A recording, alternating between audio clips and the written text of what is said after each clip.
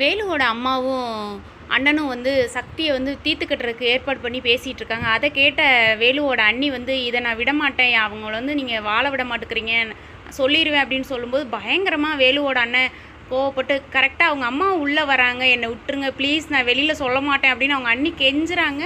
அப்போவுமே வேலுவோட அண்ணனும் அவங்க அம்மாவும் வந்து பயங்கரமாக, நீ இருக்கிற இடம் உனக்கு தெரியல, நீலாம் இதுக்கு தகுதியானவளானே தெரியல, ஆனாலும் நீ இதெல்லாம் பேசிக்கிட்டு இருக்கிற, உன்னெல்லாம் இப்படியே விட்டா அவ்வளோதான் இன்னம்மா அப்படின்லாம் பேசுகிறாங்க, என்னை விட்டுருங்க ப்ளீஸ், என் வயிற்றில் குழந்த வளருது, என்னை எதுவும் செஞ்சிடாதீங்க அப்படின்லாம் அழுகுறாங்க வேலுவோட அண்ணா.